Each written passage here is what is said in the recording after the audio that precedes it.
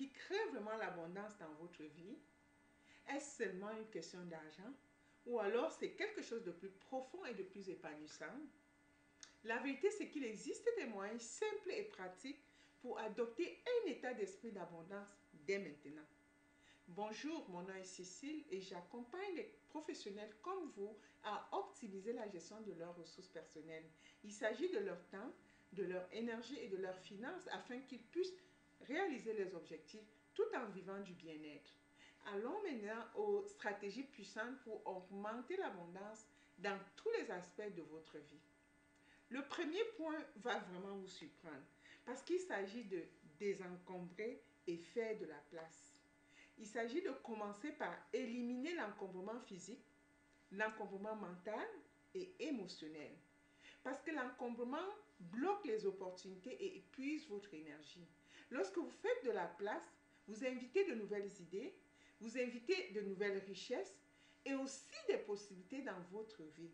Rappelez-vous, l'abondance prospère là où il y a la clarté. Le deuxième, c'est vraiment adopter la gratitude au quotidien. Il s'agit de comprendre que la gratitude agit comme un aimant pour l'abondance. Commencer et terminer ces journées en reconnaissant ces bénédictions parce qu'on a des choses pour lesquelles on espérait il y a quand même un certain temps où on espérait pouvoir réaliser qui sont aujourd'hui avec nous, mais parce qu'on est encore en train de vouloir réaliser d'autres choses, on est parfois surpris à juste pousser, à se forcer, qu'on oublie même de se réjouir de ce qu'on a déjà réalisé.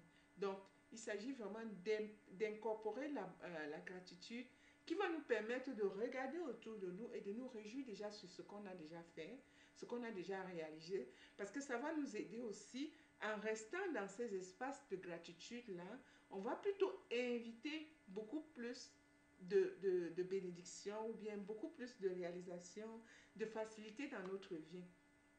Donc, ce n'est pas juste une pratique réconfortante, c'est vraiment un outil puissant qui va aller attirer davantage des raisons d'être reconnaissant. Parce que quand on est déjà reconnaissant pour ce qu'on a, ça va être comme quelque chose qui attire beaucoup plus les choses, des raisons pour nous rester, faire rester dans ces espaces-là. Troisièmement, c'est d'être vraiment attentif à ses pensées sur l'argent et le succès. Parce que nos pensées créent notre réalité. Nous tous, nous le savons déjà. Donc, si vous vous dites que la richesse est difficile à atteindre, il est temps de changer ce discours-là. Donc, on pourrait peut-être commencer par remplacer les croyances limitantes par des affirmations comme « je mérite l'abondance ».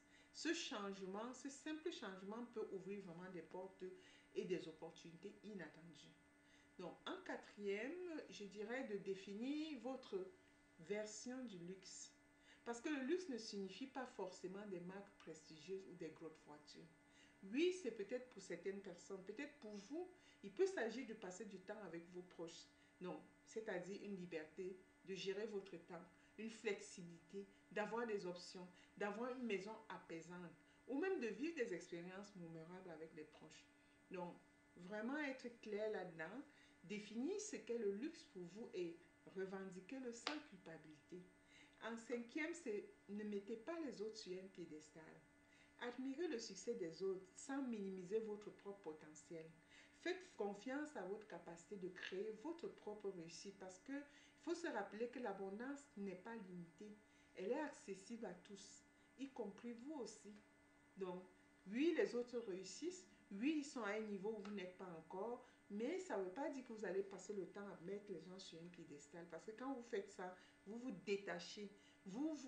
C'est pas bien pour vous parce que vous devenez tout petit et les autres sont tout grands. Non, on est tous pareils. Oui, la personne peut avoir réalisé des choses que vous êtes encore en train de vouloir réaliser, mais ça ne veut pas pour autant dire qu'on va les mettre sur un piédestal. On peut apprécier ce que les autres ont, mais ne pas minimiser son potentiel. Ne pas se sentir tout petit parce que quelqu'un a réalisé quelque chose que vous êtes en train de vouloir réaliser. On est tous égaux. Et donc, en sixième, c'est d'accepter son unicité de son propre parcours. Parce qu'aucun parcours n'est identique. Et c'est une chose magnifique parce qu'on n'est pas tous pareils, on ne veut pas les mêmes choses. On n'a pas besoin de faire les mêmes choses. Votre parcours à vous peut comporter des obstacles, des détours ou même des retards. mais il est unique, le vôtre.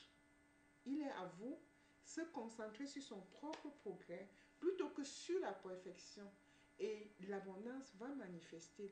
L'abondance va paraître sur vos chemins comme il apparaît pour les autres. C'est pas parce que les gens poussent fort. Oui, on va dire qu'on pousse fort. Oui, il faut une concentration. Il faut un focus. Il faut planifier. Mais ça, c'est des raisons pour passer le temps en attendant que vous vous ouvrez et que vous développez la foi que vous méritez cette abondance-là.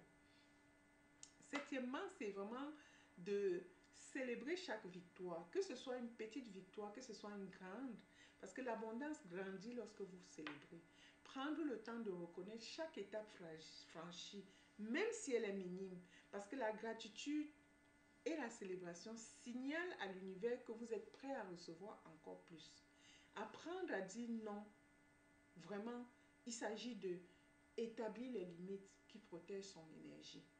Donc, votre énergie, c'est votre ressource la plus précieuse. Apprendre à dire non aux obligations ou aux personnes qui vous épuisent. En protégeant son énergie, vous créez un espace où les opportunités et l'abondance peuvent circuler dans votre vie. Et ensuite, prendre des petites actions financières cohérentes. L'abondance se construit étape par étape. Épargnez régulièrement. Investissez dans des domaines alignés avec vos valeurs et d'établir un budget qui soutient à la fois la croissance et la joie. Parce que des petites actions intentionnelles s'accumulent en de grands résultats au fil du temps.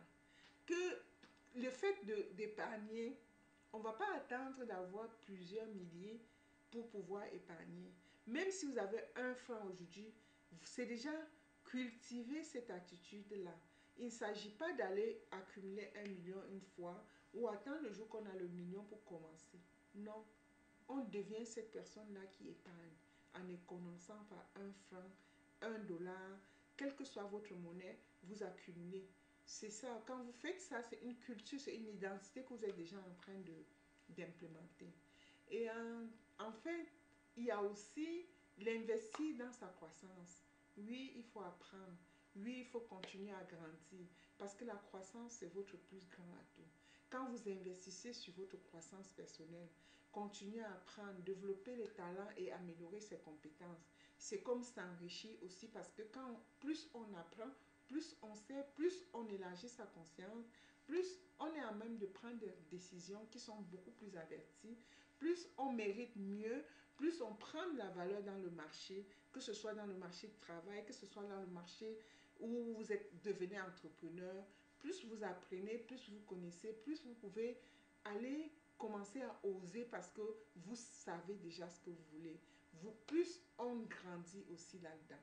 Donc, c'est important d'investir sur sa croissance personnelle, que ce soit par le développement personnel aussi, parce que ça renforce non seulement la confiance en nous-mêmes, mais il amplifie la valeur dans le monde.